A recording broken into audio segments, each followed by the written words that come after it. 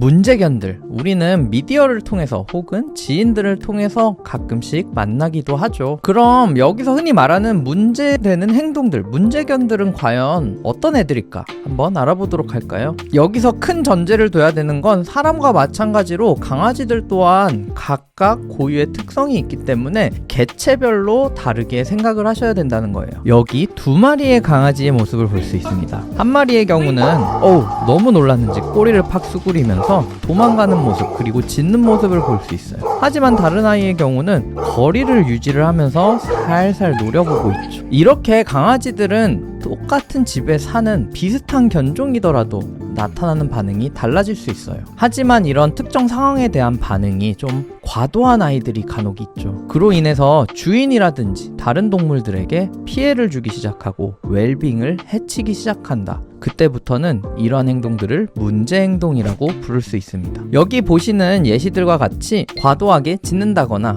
물건을 씹는다거나 평소 잘 가리던 대변 소변을 가리지 못하는 행동들, 그 정도가 평균을 넘어서 심해지거나 개선이 되지 않는다면 이제 전문가를 찾아가서 이러한 문제가 행동의 문제인지 아니면은 어떤 질환적인 문제인지 확인해야 하는 경우가 발생할 수 있다는 거죠. 특히나 이렇게 강아지에게서 보일 수 있는 행동장애들, 그 유형을 크게는 4개 정도로 보고 있어요. 간단하게 그 4가지를 보자면 GAD라고 부르는 범불안 장애, 이 경우는 일상에서도 계속해서 불안 증세를 보이는 장애를 뜻합니다. 다음은 OCD, 흔히 강박장애라고도 많이 불리죠. 예를 들자면 개가 끊임없이 자기의 꼬리를 쫓으면서 뱅뱅 돌거나 머리를 부딪히는 행위들, 자기 신체의 일부를 뜯는 행위들 등을 볼 수가 있는데요. 저도 실은 군인일 때 군견소대에 있었기 때문에 이런 증상을 많이 볼 수 있었어요. 특히나 이런 장애가 흔한 종으로는 저먼 셰퍼드, 미니어처 불테리어, 스태포드셔 불테리어 등이 있습니다. 다음은 아주 흔하게 들을 수 있는 단어 같아요. SAD라고도 하는데 흔히 말하는 분리불안 장애입니다. 마지막 또한 실은 TV에서 많이 나오는데 PTSD, 외상 후 스트레스 장애입니다. 흔히 유기견 출신이라든가 학대를 당했다든가 아니면은 큰 충격을 받을 수 있는 사건을 겪고 난 후에 그런 사건 자체가 각인이 되어서 그 사건을 다시 상기시키는 일만 발생하더라도 공포감에 떠는 장애입니다. 일반적으로 이런 문제 행동들은 긍정 강화 훈련과 같은 행동 교정 방법으로 고칠 수 있어요. 하지만 이런 증상들이 심각해지고 고칠 수가 없을 때에는 결국엔 전문적인 진료를 받은 이후 약물 치료까지 필요한 경우도 발생할 수 있습니다. 사실 이런 행동 문제들은 강아지를 기르는 보호자뿐만이 아니라 우리 모두가 관심을 가져야 하는 이슈예요. 보호자의 입장으로서 뿐만이 아니라 사회의 구성원으로서 이를 주의 깊게 살펴봐야 하는 이유는 크게 3가지가 있습니다. 첫 번째는 바로 공공의 안전이에요. 소방청에 따르면 사람이 강아지에게 물리는 사고 2018년부터 2020년까지 최소 매해 2,000건 이상 발생했다고 해요. 데일리벳에 따르면 작년 기준으로 해서 한국에서 기르고 있는 반려동물의 두수는 335만 마리. 그걸 감안했을 때 단순히 숫자만 봤을 때 강아지에게 물리는 사고는 0.06% 정도다 라고 말할 수는 있겠지만 국내에서 개물림의 사고로 내원을 한 사람들을 조사해봤더니 노령이신 분들, 아이들 이런 경우가 많았고 굉장히 위험한 목이나 얼굴 부분이 다친 경우가 많았다고 해요. 뉴스에만 검색해봐도 강아지에게 물려서 사망까지 하였다는 기사를 볼 수가 있죠. 두 번째는 보호자분들의 행복을 위해서예요. 새나개나 개는 훌륭하다 같은 프로그램을 봐도 특히 아이가 공격적인 모습을 보이는 경우, 정말 힘든 상황을 가족 구성원들이 오랜 시간 동안 감내해야 되는 경우도 많이 봤고요. 보호자분들이 아이를 정말 사랑하셔서 용기를 내서 방송에도 출연하시고 또 앞서 설명드렸던 PTSD나 개가 왜 이렇게 되었는지 이해하려 하고 원인을 깨달으려 하는 상황들, 이런 과정들을 보면 참 아이들이 보호자분들께 얼마나 소중한 존재인지를, 또 가장 힘든 건 보호자분들이라는 걸 다시 한번 느낍니다. 셋째는 강아지 자기 스스로 자체를 위해서입니다. 당연할 수 있는 얘기지만 이렇게 문제를 너무 심각하게 보이는 아이들은 파양이 될 가능성이 매우 높고 또 재입양이 되더라도 다시 파양이 될 가능성이 있어요. 한 예시로 캐나다의 한 동물보호단체가 2008년부터 2019년까지 총 34개의 보호소를 통해서 왜 성견들이 버려졌는지 조사를 했더니 총 23,205마리의 강아지 중 대략 14%의 강아지가 강아지 자체에 문제가 있기 때문에 파양이 됐다고 했습니다. 그 중에서 무려 95%가 이 문제는 강아지의 건강 아니면 다른 이유가 아니라 행동적인 문제 때문이라고 답했어요. 또 미국에서도 보호소에서 또 연구를 진행해봤습니다. 보호소에서 파양이 된 강아지들을 머문 기간에 따라 분류를 해봤더니 머무는 기간이 길어질수록 문제 행동들을 다시 일으킬 가능성이 높아지고 결국엔 이런 강아지들이 다시 파양이 될 가능성이 높다라는 거예요. 또한 참고로 미국에서도 매년 600에서 800만 마리의 강아지들이 버려지면서 그 중에 절반 정도는 안락사가 된대요. 살아남은 아이들 중에서도 10에서 25% 정도는 보호소에서 공간이 부족하기 때문에 또 추가적으로 안락사를 하게 됩니다. 이렇게 어려운 환경에서 문제 행동들이 강아지의 입양을 막게 되고 다시 보호소로 돌아오게 하는 원인으로 작용합니다. 결국에는 사람뿐만이 아니라 개를 위해서라도 문제 행동들은 교정이 돼야 한다라는 뜻이에요. 그렇다면 왜 이런 문제들이 발생하게 되는 걸까요? 아주 간략하게 설명을 드리자면 문제 행동들을 일으킬 수 있는 원인으로는 일반적으로 그 보이는 양상에 따라서 원인이 다양하게 나뉠 수가 있어요. 하지만 보시는 것처럼 분류화된 원인들은 실은 상식적인 내용들이 많이 포함이 되어 있답니다. 그래서 오늘은 그런 상식적인 내용보다는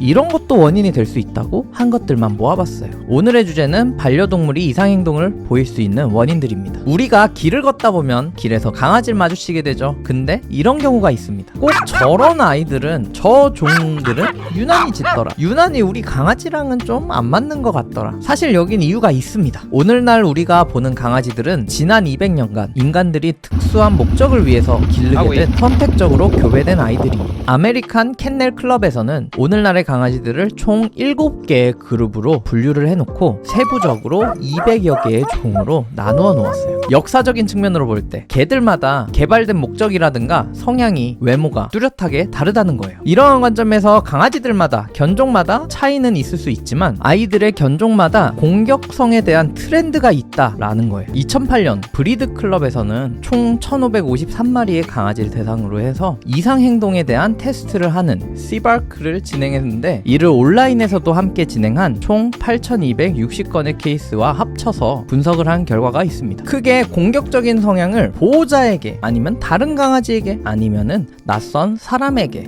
향한 건지를 확인해 보았고 경쟁 구도를 일으키는지에 대해 확인을 해 보았습니다. 이렇게 분류된 그룹 간에서 가장 공격성이 높았던 3가지의 종들만 간단하게 소개해 드릴게요. 하지만 이건 많은 숫자를 통계로 본 데이터의 트렌드일 뿐이고 다시 한번 강아지들은 개체마다 다를 수 있다는 점 유의해 주세요. 첫 번째는 대결 구도를 보이는지입니다. 가장 경쟁심이 심했던 종은 치와와, 비글, 잭 러셀 테리어였습니다. 다음은 모르는 사람을 대상으로 하는 공격성, 닥스훈트가 가장 높았고 그 다음으로는 치와와 그리고 오스트레일리안 셰퍼드가 있었다고 합니다. 강아지가 강아지에게 공격성을 보이는 경우는 아키타 닥스훈트, 잭 러셀 테리어로 가장 높았네요. 잭 러셀 테리어 제가 알기로는 그렇게 싸납지 않았었는데 놀랍네요. 다음은 주인을 대상으로 한 공격성이 가장 높았던 건 닥스훈트 가 제일 높았고 그 다음은 비글, 치와와였습니다. 다음은 머리 크기. 머리가 크면 과연 똑똑할까요? 많이들 궁금해하셨던 옛날 미신 같은 그런 거로 생각하시는 분들도 많을 텐데 실은 과학적으로 봤을 때 많은 연구 결과에서 두뇌의 크기와 지능은 비례한다라는 말이 있었어요. 쉽게 말하면 머리가 크면 똑똑하다 그 말입니다. 물론 모두가 그런 건 아니지만요. 참고로 강아지 중에서 머리가 가장 큰 종이 무엇이 있을까? 바로 보르도 마스티프입니다. 실은 이 강아지도 유명한 경비견으로 기르고 있는 분들이 많은데 지능순의 랭킹에선 본 적이 없긴 하네요. 자, 그렇다면 이런 두뇌 사이즈 과연 성격이랑도 관련이 있을지 한번 찾아봤더니 재밌는 결과가 나왔어요. 강아지의 뇌신경 발달 과정에 따라서 고등적인 사고 과정을 담당하는 회백질 그리고 감각이라든가 아니면 반사작용을 하는데 담당을 하는 백질이라는 구조가 있어요. 쉽게 말하면 뇌를 감싸고 있는 구조 중에 바깥쪽에 있는 조직 그리고 안쪽에 있는 조직을 구분해서 표현하는 방법이에요. 근데 뇌라는 구조 결국에는 머리통 안에 존재하죠. 그렇기 때문에 한정된 공간에서 서로 비중을 차지하게 돼요. 백질이 비율이 증가를 할수록 회백질은 비율이 낮아질 수밖에 없겠죠. 각각은 어떤 걸 담당하냐? 백질의 비중이 커지면 일반적으로 본능적인 사회활동이라든가 아니면은 fight or flight라고도 하죠. 투쟁 도피 반응이라고도 부르는 이런 반응들이 증가하게 돼요. 반면에 회백질의 비중이 커진다. 그거는 더 고등적인 사고, 머리가 똑똑해진다는 뜻이라고 보면 될 것 같은데 이런 애들은 훈련성이 좋아진다고 합니다. 하지만 반면에 공포, 공격성 이런 걸 조절하는 기능은 조금 떨어진다 그래요.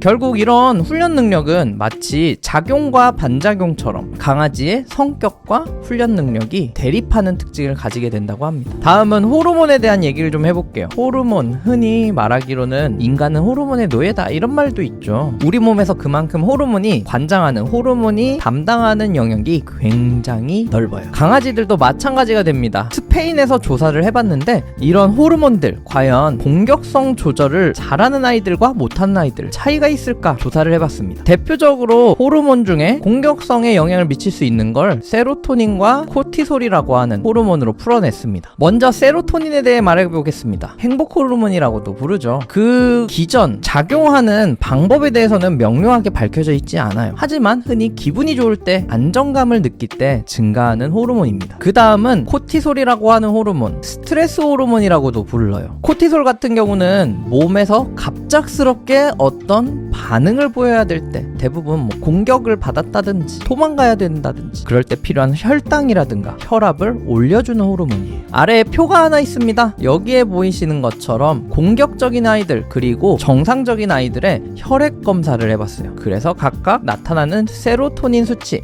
코티솔 수치가 유의미하게 차이를 보였는데 세로토닌 같은 경우는 공격성을 감당하지 못하는, 조절하지 못하는 아이들에게서 수치가 낮은 걸 확인할 수 있고 코티솔 같은 경우는 그 반대로 증가한 걸 확인할 수 있죠. 그래서 이런 행동 조절들이 너무 심각하게 안 되는 아이들은 약을 사용하기도 한다 그랬죠. 그때 사용하는 약물들이 이런 호르몬을 조절하는 약물들이 있어요. 대표적으로 쓰는 약들이 그래서 SSRI라든가 MAOI 같은 약물들, 심지어는 향정신성 약물들까지 사용하기도 합니다. 이런 약들이 결과적으로 사용했을 때 세로토닌 수치를 증가시킬 수 있다거나 아니면은 신경계에서 이런 호르몬들이 작용하는 반응을 차단하는 약물들이 흔히 사용하는 향정신성 약물이라고 볼 수 있겠죠. 공격성의 또 다른 원인, 먹을 것일 수도 있어요. 예전에 흥미롭게 봤던 영상이 하나 있는데 중요한 건 꺾이지 않는 몸이라는 주제였어요. 흔히 말하는 중꺾마와는 좀 다르죠. 요약하자면 강연자분은 심한 무기력, 우울증을 겪고 있었는데 유산균을 먹고 보니까 매일 햇볕을 쬐고 보니까 몸과 마음이 좋아졌다는 내용이었어요. 비슷한 맥락에서 본 사람들이 있습니다. 강아지에서도 그렇다면 이런 먹는 것 때문에 공격적인 특성이 보일 수도 있지 않을까. 그래서 다양하게 조사를 해봤는데 놀랍게도 공격적인 아이들은 사실 장내 미생물총이 특이했던 경우가 많다고 해요. 이탈리아에서 조사를 해봤는데 총 42마리의 강아지들을 공격적인 아이들, 정상적인 아이들, 겁이 많은 아이들 세 군으로 나눠놨어요. 그 다음에 장내 미생물총을 조사해봤습니다. 여기 보이시는 빨간 부분 보이시죠? 여기 있는 세균들은 정상인 애들 그리고 겁이 많은 애들한테선 별로 증식이 되지 않았지만 오로지 공격성이 높았던 아이들에게서만 장에서 자라는 세균이었습니다. 그렇다면 이걸 어떻게 해야 되냐? 흔히 장내 미생물들의 이상이 있을 때 유산균들을 많이 찾으실 텐데 그렇다고 이걸 유산균을 먹이라는 소리는 절대 아니에요. 또 다른 두 가지 그 결과를 봤을 때 공격적인 아이들 그리고 겁이 많았던 아이들에게서 유산균으로도 유명하죠. 락토바실러스균이 유의미하게 높았다고 합니다. 반면에 공격적이지 않은 아이들은 퓨소박테리움균이라는 세균들이 많았다고 합니다. 참 신기하죠? 근데 이 자료만 봤을 때는 실은 공격적인 아이들 유산균 먹이시면 큰일 나겠죠, 이렇게 보실 수도 있을 것 같은데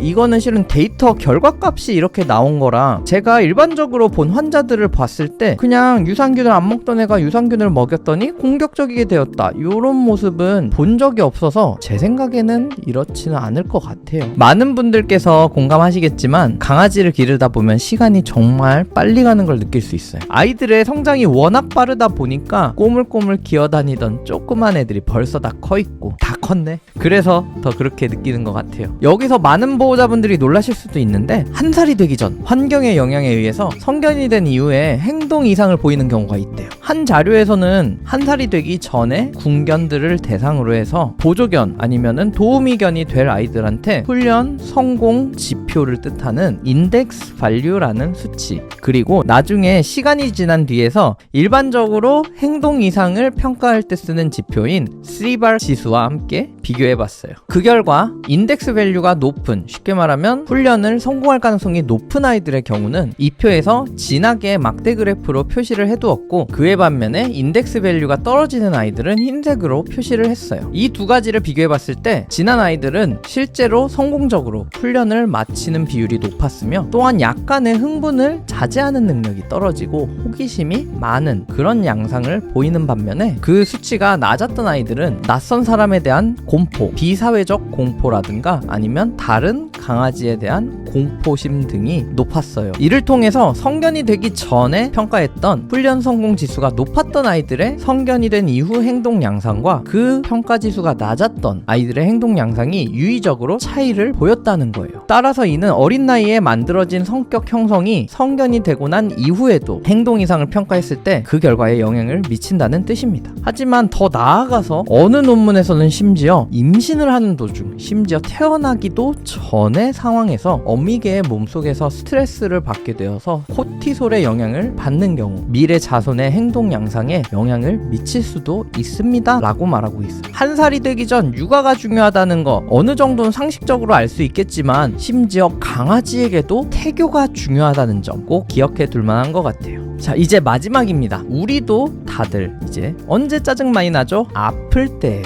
그러면 더 쉽게 짜증도 나고 만사가 다 귀찮고, 이는 강아지도 마찬가지입니다. 여기 보시는 표가 하나가 있습니다. 행동 이상이 있었던 강아지에게서 그 원인으로 뭔가 질환이 있는지에 대해 조사를 해본 표예요. 확인해보니까 굉장히 많은 조사를 진행을 했지만 거의 높은 경우는 82%에 달하는 아이들의 행동 이상이 그 원인을 질환에 두고 있다라고 말하고 있어요. 그 중에서도 이제 질환이 있는 아이들 조사를 해보니까 고관절이라고도 하죠. 골반 아니면 엉덩이 쪽에 아픈 경우가 가장 비중이 컸다고 해요. 그래서 이런 아픈 애들의 경우는 안 아프게 만들어주니까, 예를 들어 진통제를 처방했거나 그 병을 일으키는 원인을 치료한 경우 대부분 이상행동이 줄어드는 걸 확인할 수 있었습니다. 특히 통증을 느끼는 강아지의 경우는 일반적으로 불안을 느끼는 정도가 커지게 되고, 이로 인해 짜증을 내거나 일부는 커밍 시그널을 보내기도 합니다. 오늘은 그래서 흔히 알려져 있지는 않은 행동 이상을 보일 수 있는 원인들에 대해 알아봤는데, 오늘 본 것 중에 저는 좀 눈에 띄었던 건 태교였어요. 강아지 일반적으로 행동에 이상이 보이면 뭐 트라우마 있다, 뭐 아니면은 어떤 행동이 잘못된 교육 방침이다, 이런 거는 흔하게 다루어지지만 모체, 어미 개가 중요하다는 사실 간과하는 경우도 있을 것 같아요. 그런 게 좀 신기했는데 여러분들도 오늘 영상 보시면서 많이 재밌어 하셨으면 좋겠고요. 혹시 더 궁금하신 것들이 있다면 댓글이라든지 문의를 주셨으면 좋겠습니다.